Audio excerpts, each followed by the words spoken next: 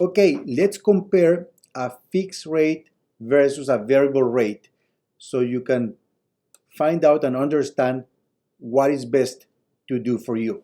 Okay, so in this example, we're going to go with a $500,000 mortgage and an amortization of 25 years. And let's assume that today you're offered a fixed rate, 5-year fixed rate of 2.8, and we're going to compare that with a variable rate.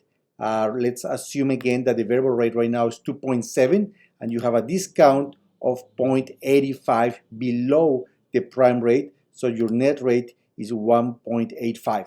So over here in blue you have the fixed rate, and over here in green you have the variable rate. Now, if the variable rate never changes, of course, variable rate will be better.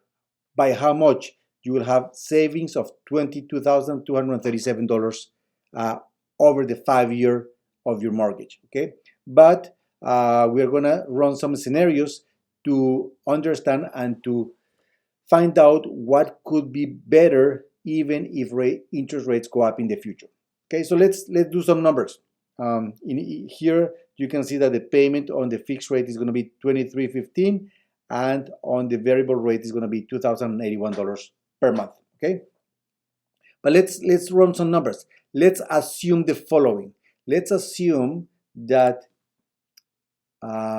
next month we'll have an increase of 0.25 on the prime rate.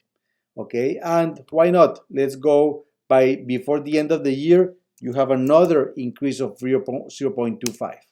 And let's keep going. Let's say, or let's assume that every year you have a quarter of point increase on the prime rate. So let's go to month 24.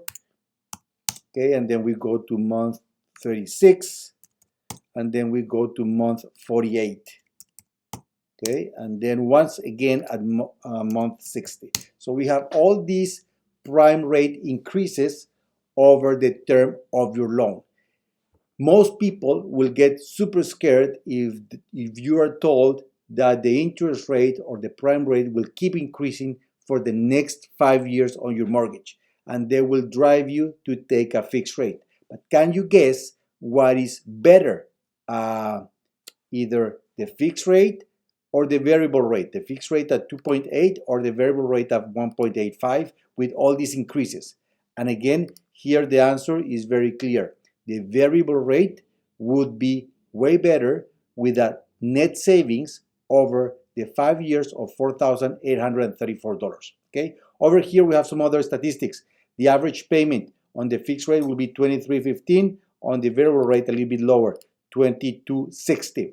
Total payments $138 on the fixed rate, a little bit less on the variable, $135,000.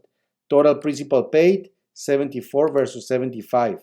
Total interest $64 with the fixed rate versus $59 with the variable rate, and the balance at the end of the term $425 over with the fixed rate and $424 over the variable rate. Of course, this is an illustration.